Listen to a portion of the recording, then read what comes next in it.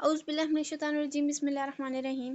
अस्सलाम वालेकुम everyone, I hope you all are fine. आज का जो हमारा टॉपिक है वो है coding decoding.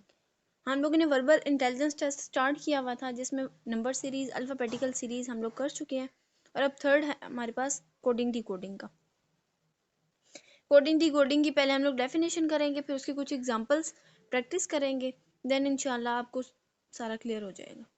Coding decoding. The code indicates some words which stands for some another word. The meaning of the code word is known as only to the two parties among whom the message passes. अब इसमें क्या होता है, कोई भी हमें words होते हैं वो हम एज अ कोड इंडिकेट कर रहे होते हैं, ठीक है। अब वो किस तरह से होते हैं वो आगे हम लोग एग्जांपल्स में देखेंगे। तो इसी तरह से अगर एक कोड जो है वो दूसरा एक वर्ड जो है वो दूसरे कोड को इंडिकेट कर रहा है तो हमें एक और वर्ड दिया जाएगा और हम लोगों ने उसी तरह का, उसी पैटर्न का, उसी सीक्वेंस का हम लोगों ने नया कोड बनाना है। उसके बाद है decoding is just reverse to coding. In question on code, artificial values are assigned to certain given words and the candidates are required to find out the code of the another given work. अब इसमें वो ये बात कर रहे हैं कि कोई भी हमें आर्टिफिशियल वैल्यूज मिल जाएंगे, ठीक है। फॉर एग्जांपल कोई भी अगर नंबर्स हैं, अल्फ़ाबेट्स हैं, और उससे हम लोग कोई और अल्फ़ाबेट कंसिडर कर लेंगे, ठीक है। उसके अंदर चेंजिंग थोड़ी लाएंगे या एज अ नंबर हम लोग कोई उसे आर्टिफिशियल वैल्यूज हम लोग उसे दे देंगे। इसमें पहली एग्जांपल देखें, वो कहते हैं अर्ली स्टैंड्स फॉर 3 2 5 6 7। देन हमने ये बताना है कि ईयर का क्या मीनिंग होगा। अब हमें कैसे पता चलेगा कि ये कैसे है।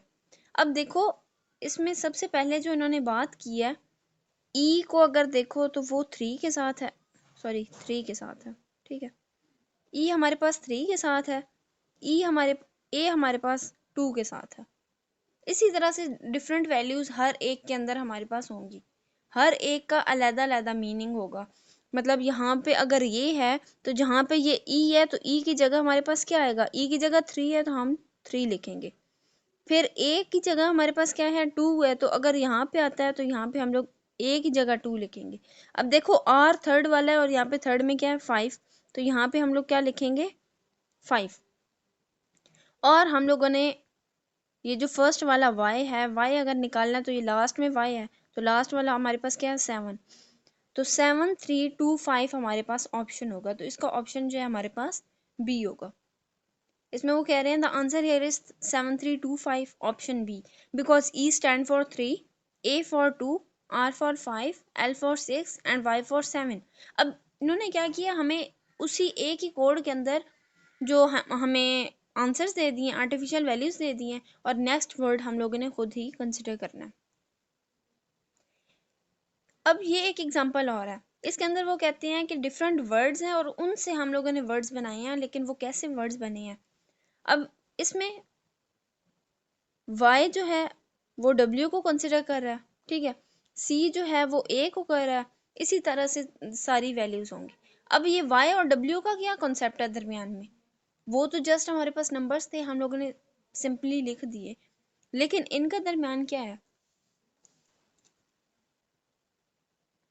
w x y, ठीक है। w x और फिर हमारे पास y आएगा, ये वाला ऑप्शन आएगा, ठीक है। अब ये a और c का कॉन्सेप्ट है, तो इसमें क्या है, a और a के दरमियान हमारे पास क्या आएगा, b आएगा, दरमियान में b होगा, a b एंड देन हमारे पास c आएगा। y है तो y से हमारे पास w है, c है तो c से a है, v है तो v से t है, ठीक है। इसी तरह से हम लोगों ने h k t g इसका बताना है कि इसका हमारे पास क्या होगा। अब खुद देखो कि हमने 2 नंबर पीछे जाना है, एफ जी एच होता है हमारे पास, ठीक है, तो यहाँ पे एफ आएगा, एफ जी एच। यहाँ पे के है तो आई जे के होता है, ठीक है, 2 का डिफरेंस हमने लेना है। फिर टी है तो आर एस टी होता है, तो यहाँ पे हमारे पास आर आएगा। और फिर जी है, जी का हमारे पास क्या होगा, ई एफ जी, ठीक है। हम लोगों ने क्या करना था, 2 स्पेसेस पीछे जाना था, तो यहाँ पे हमारे पास ई आ जाएगा। तो हमारे पास जो आंसर होगा वो क्या होगा, फायर, इसका ऑप्शन बनेगा। नीचे लिखा हुआ है a careful observation brings out that each letter in the alphabet stands for the letter 2 pieces preceding it, ठीक है, जो बैकवर्ड क्या है, पीछे जा रही है। Using the same principle the letter HKTG will stand for fire. तो इसका ऑप्शन हमारे पास क्या होगा, वहाँ पे ऑप्शंस गिवन होंगे तो फायर ही हमारे पास ऑप्शन बनेगा। अब इस एग्जांपल के अंदर उन्होंने क्या किया कि gun is coded as HVO, तो हम लोगों ने ये बतानी है कि IBO किसका कोड है, what will IBO stand for, ठीक है। अब ये चीज हमें गिवन है, ठीक है, इसके अंदर हम लोगों ने ये चीज निकालनी है, तो GH, ठीक है, G के बाद H आए। अब ये आंसर हमें गिवन है, हम लोगों ने पिछला कोड निकालना है, तो H से एक नंबर पीछे, H से पीछे G होता है, ठीक है, एक नंबर पीछे अगर जाओ तो वो H बनेगा, HI होता है ना। B से एक नंबर पीछे जाओ तो हमारे पास क्या होगा, A होगा, और U से अगर पीछे जाओ तो हमारे पास क्या होगा, T होगा। देन हमारे पास जो ऑप्शन होगा वो हमारे पास ऑप्शन नंबर E होगा। Each letter of HVQ stands for letter, each corresponding letter of the word gun, one placed ahead, ठीक है। तो IBO हमारे पास जो कोड होगा वो हेड का होगा। इसके अंदर उन्होंने अब डिफरेंट एग्जांपल्स हैं, हम लोगों ने ये बतानी है कि ये किस तरह से है। 453042 stands for volume, then 4032 stands for, अब इसको सिंपली करना है, ये 4 है ना, तो 4 यहाँ पे मतलब जो सेकंड लास्ट है तो वो M है, तो फर्स्ट लेटर हमारे पास M होगा। फिर वो कहते हैं कि हम लोगों ने 0 करना है, तो यहाँ पे थर्ड लास्ट जो है वो U है, तो हम लोगों ने U लिखना है। फिर वो कहते हैं कि हमारे पास 3, तो 3 क्या है, ये जो थर्ड ये L होगा, ठीक है, और लास्ट वाला हमारे पास जो है 2, और 2 ये लास्ट में वो E है, ठीक है। तो ये हमारे पास जो ऑप्शन होगा वो म्यूल होगा, ये वाला ऑप्शन नंबर B होगा हमारे पास answer. Small stands for 43522 and all stands for 5 हम लोगों ने ये बताना है कि ये क्या होगा। अब यहाँ पे थोड़ा ना माइंड अपना यूज करना है। अब देखो लास्ट में इन्होंने ALL ऑल लगाया हुआ है, ठीक है, ये M नहीं है, ALL ऑल लगाया हुआ है, तो यहाँ पे ऑल का हमारे पास 522 है, तो हम लोगों ने जस्ट ऑल का बताना है, तो वो 522 हमारे पास ऑप्शन आ जाएगा। नेक्स्ट में वो कहते हैं if 023167 stands for America then 1673, तो हम लोग क्या करेंगे, 161 यहाँ पे पड़ा हुआ है, 167 देखो 167 तीनों वर्ड्स पड़े हुए हैं, तो RIC तो हमें मिल गया, ठीक है, RIC, और 3 वाला ऑप्शन कौन सा है यहाँ पे, ये जो थर्ड पे 3 लिखा हुआ है वो E है, तो RICE हमारे पास जो ऑप्शन होगा वो ऑप्शन नंबर B होगा।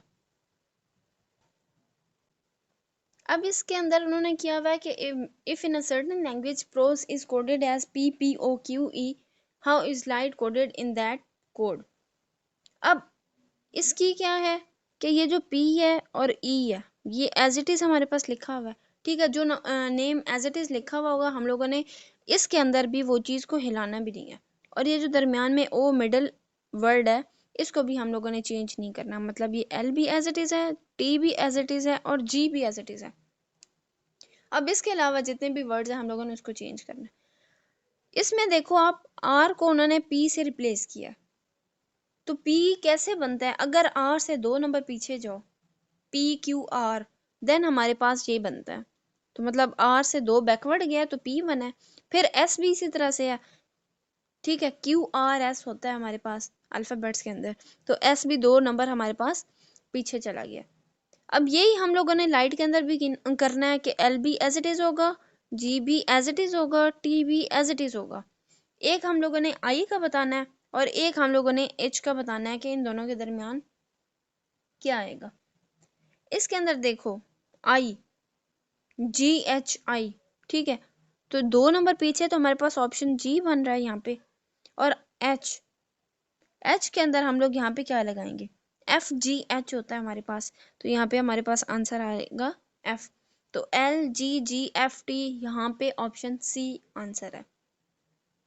फिर वो कहते हैं कि if in a certain language metaphor is coded as EMATHPRE, अब लाजमी नहीं है कि हर एक वर्ड चेंज हो रहा हो या फिर कुछ उसके अंदर चेंजिंग हो रही हो, इसके अंदर भी कोड हम लोग डिफरेंट तरह से करते हैं।